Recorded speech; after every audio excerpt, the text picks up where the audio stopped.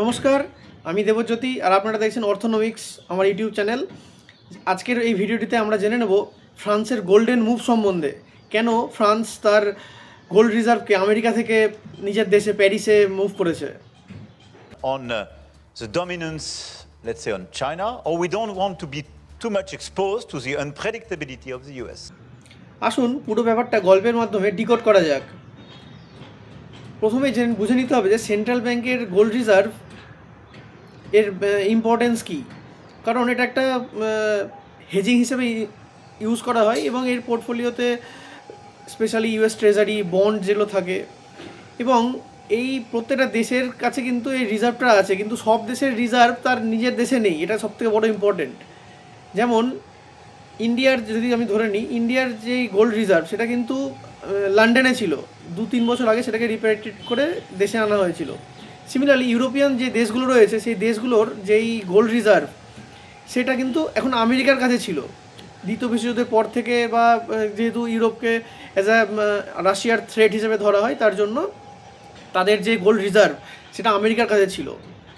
এবং ফ্রান্স এই লাস্ট 1 বছরে, এই কয়েকটা দিনে আমেরিকা থেকে সেটা মুভ করে নিজের দেশে প্যারিসে শিফট করিয়েছে। এবং যদি অ্যামাউন্টটা দেখি, অ্যামাউন্টটা কিন্তু খুবই একটা মানে সিগনিফিক্যান্ট অ্যামাউন্ট, প্রায় 129 টন, হিউজ একটা পোর্শন, যেটা আমেরিকার নিউ ইয়র্ক রিজার্ভ সেন্ট্রাল ব্যাংকের ছিল সেখান থেকে মুভ করিয়ে নিয়ে এসছে। এবং যেই টাইমে নিয়ে এসছে সেই টাইমে গোল্ডের দাম, আপনারা যদি জানুয়ারিতে দেখেন, গোল্ডের দাম প্রায় $5,600 ছিল সব থেকে ম্যাক্সিমাম পয়েন্টে। আর সেই টাইমে এই রিপ্যাট্রিয়েশনটা হয়েছে, মানে এই ঘটনাটা ঘটেছে, তার ফলে ফ্রান্স প্রায় $15 বিলিয়ন প্রফিট করেছে ফ্রান্সের ব্যাংক। এবং এখন হচ্ছে ফ্রান্সের প্রায় 2,400 সামথিং গোল্ড হোল্ড করে। এবং এর থেকে একটা ইন্টারেস্টিং হলো এই স্ট্র্যাটেজিটাকে বলা হয় সেল অ্যান্ড রিবাই স্ট্র্যাটেজি। কারণ এইবার আমেরিকা তাকে গোল্ড দেয়নি। এটা একটা খুব গুরুত্বপূর্ণ বিষয়। কারণ আপনি যেই রিজার্ভটা, ধরুন আপনি একটা গোল্ড লোন নিয়েছেন, যদি আপনাকে ব্যাংক গোল্ডটা, যে জুয়েলারিটা দিয়েছে সেটা যদি না দিয়ে শুধু টাকা দিয়ে দেয়, তাহলে তো এটা একটা ব্যাংকের রেপুটেশনাল ইস্যু না।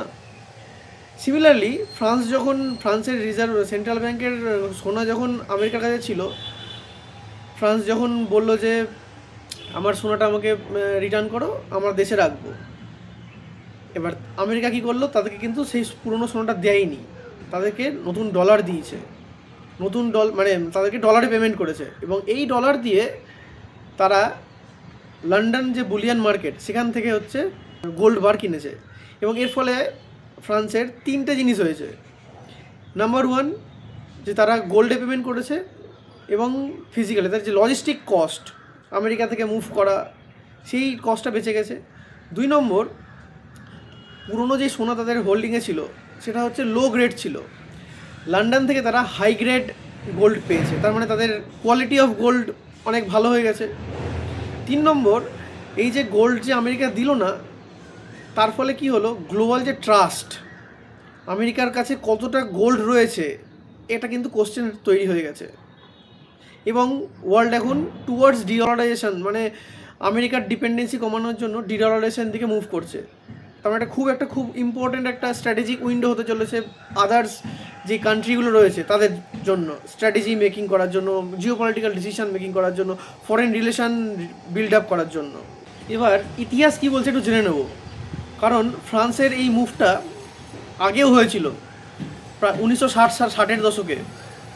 কেন হয়েছিল? কারণ দ্বিতীয় বিশ্বযুদ্ধের পর যখন ব্রিটেন উডস যে এগ্রিমেন্টটা হয়েছিল, দ্বিতীয় বিশ্বযুদ্ধের পর সব দেশই খুব খারাপ অবস্থা ছিল ফাইন্যান্সিয়ালি, তো তারা গোল্ডকে রিজার্ভে রেখে, আমেরিকার যেই সেন্ট্রাল ব্যাংক সেখানে রিজার্ভে রেখে তারা ডলার পেমেন্ট নিয়েছিল, এবং তাদের দেশের অর্থনৈতিক উন্নয়নের জন্য সেই টাকাটা খরচ করেছিল। এবং তার ফলে যেই তাদের সোনার রিজার্ভটা তারা হচ্ছে আমেরিকাকে বন্ধক রেখেছিল কাইন্ড অফ।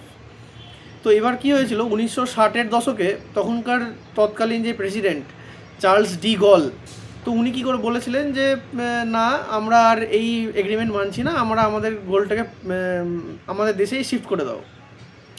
1963 থেকে 1966 এই 3 বছরের মধ্যে তারা জাহাজ এবং এয়ার ক্যারিয়ারে করে তারা হচ্ছে এই গোল্ডটা মুভ করেছে। তো তখন লজিস্টিক্যাল একটা খরচ তাদেরকে লেগেছিল। এবং এই ঘটনাটা ঘটার ফলে 1971 সালে আমেরিকার যে তৎকালীন প্রেসিডেন্ট নিক্সন, তিনি আগে ছিল যেটা ব্রিটেন উডসে যেটা এগ্রিমেন্ট হয়েছিল যে গোল্ড ব্যাকড ডলার হবে, মানে একটা ডলার যদি আমি ইস্যু করি এবং প্রত্যেকটার আন্ডারে একটা করে গোল্ড 0.88 আউন্সের একটা গোল্ড থাকতে হবে, বাধ্যতামূলক ছিল। 1971 সালে নিক্সন কী করেছিল, এই যে ইকুয়েশনটা ভেঙে দিয়েছিল। তখন আমেরিকা যত মন চাই ডলার ইস্যু করতে পারবে। তো এই ইভেন্টটা হয়েছিল কিন্তু তখন, আর সেই জিনিসটা কিন্তু তার আগের থেকে এই আঁচটা পেয়ে গেছিলো ফ্রান্স, এবং তার ফলে এই পুরো হিউজ অ্যামাউন্ট গোল্ডটা কিন্তু ওখান থেকে প্যারিসে মুভ করেছিল। তো এটা একটা হিউজ সিগনিফিক্যান্স রয়েছে। এবং যখনই মুভ করা হয়েছিল তারপরে কিন্তু সোনার দাম অনেক বেড়ে গেছিলো, স্কাই রকেট হয়ে গেছিলো, কয়েক গুণ দাম বেড়ে গেছিলো। তার মানে বুঝতেই পারছেন যে হিস্টোরিক্যাল এই ইভেন্টটা এবং কারেন্ট যে ইভেন্টটা আমি বললাম, তো এই দুটোর মধ্যে এটা অবশ্যই একটা রিলেশন রয়েছে। এবং একটা ফিউচার গোল্ড প্রাইস কি কোন দিকে যেতে পারে তার একটা কিন্তু আগাম একটা অ্যানালিসিস আমরা করতে পারি, এর থেকে একটা বুঝতে পারি। কতটা হবে আমরা জানি না, কিন্তু কোনো একটা গোল্ড মার্কেটে একটা মুভমেন্ট যে আসতে চলেছে সেটা একটা ক্লিয়ার ইন্ডিকেশন এটা রয়েছে।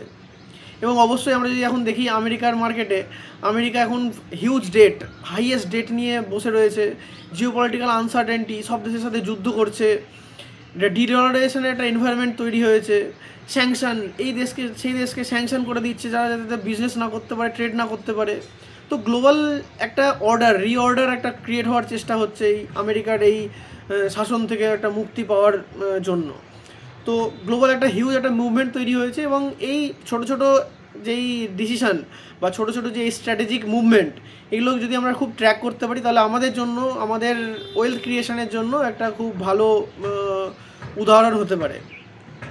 ইন্ডিয়াও আমরা যদি দেখি যে লাস্ট 2-3 বছরে পুরো তাদের যে গোল্ড রিজার্ভ ছিল লন্ডনে স্পেশালি, সেখান থেকে কিন্তু মুভ করে নিয়ে চলে এসেছে। এখন ইন্ডিয়ার সেন্ট্রাল ব্যাংকের কাছে, মানে রিজার্ভ ব্যাংকের কাছে প্রায় 880 টন গোল্ড রয়েছে, এবং রাশিয়া ইউক্রেন যুদ্ধের পর থেকে কিন্তু এই অ্যামাউন্টটা তারা বাড়িয়েই চলেছে।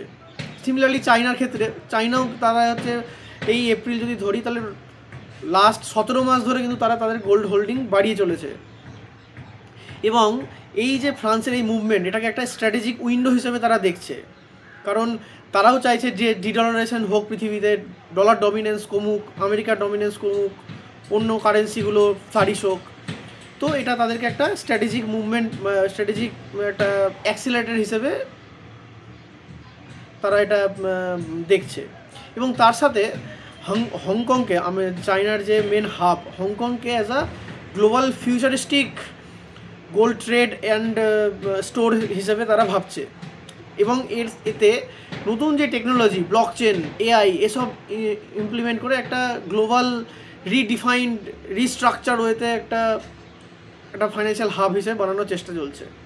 কারণ gold holding it's very important for a country যারা হচ্ছে খুব এক্সপোজড, ইউএস ডলারের জন্য খুব এক্সপোজড। তো সেই এবার ডলারের ভ্যালু যদি কমে যায় তাহলে কী হবে, আমাদের রিজার্ভ যেই ফরেন রিজার্ভ রয়েছে সেই ভ্যালুটাও কমে যাবে। তখনই আসে gold as a hedging instrument হিসেবে। আর এর জন্য ইনফ্লেশন হোক, ইনফ্লেশনে কী হয়, মূল্য বৃদ্ধি হয়, জিনিসের দাম বেড়ে যায়, আর সব যত রিস্কি অ্যাসেট থাকে, স্টক মার্কেট, ক্যাপিটাল যেই আমরা ইনভেস্ট করি, সেই সব দাম কমে যায়। এবং কিন্তু সেই টাইমে গোল্ডের দাম কিন্তু বাড়তে থাকে। তো এই জন্য এটাকে একটা হেজিং ইনস্ট্রুমেন্ট হিসেবে ধরা হয়, যেটা আমাদের পোর্টফোলিওটাকে ব্যালেন্স করে। নট অনলি আমাদের পোর্টফোলিও, যেটা দেশের সেন্ট্রাল ব্যাংকের পোর্টফোলিওকে ব্যালেন্স করতে সাহায্য করে। তো আমাদের কি এই ঘটনা থেকে আমাদের কি তাহলে নেওয়া উচিত? নাম্বার 1, যে আমাদের পোর্টফোলিওতে গোল্ডে ইনভেস্ট করা উচিত অবশ্যই, কারণ এর গ্লোবাল ব্যাংক, সেন্ট্রাল ব্যাংক যদি গোল্ডকে অ্যাজ আ সেফ হেভেন হিসেবে দেখে তাহলে অবশ্যই আমাদেরকেও সেই ট্রেন্ডটা ফলো করা উচিত। নাম্বার 1 হলো। 2 নম্বর, এটা হেজিং ইনস্ট্রুমেন্ট, ইনফ্লেশন বাড়বে, প্রত্যেকটা যুদ্ধ হওয়ার পর কিন্তু ইনফ্লেশন বাড়ে। দেশ প্রত্যেকটা যুদ্ধের পর দেশ প্রচুর পরিমাণে টাকা প্রিন্ট করে, টাকা সাপ্লাই দেয়, মানি সাপ্লাই বাড়িয়ে দেয়, তার ফলে জিনিসপত্রের দাম বেড়ে যায়। এখন তো তেলের দাম অনেক বেশি, আরও এলএনজি, এলপিজি, যত ধরনের জিনিস সব কিছু জিনিসের দাম বাড়তে শুরু করে দিয়েছে। তার ফলে কী হচ্ছে, ইনফ্লেশন বাড়বে এবং গোল্ডের দামও বাড়বে ধরে নেওয়া হয়।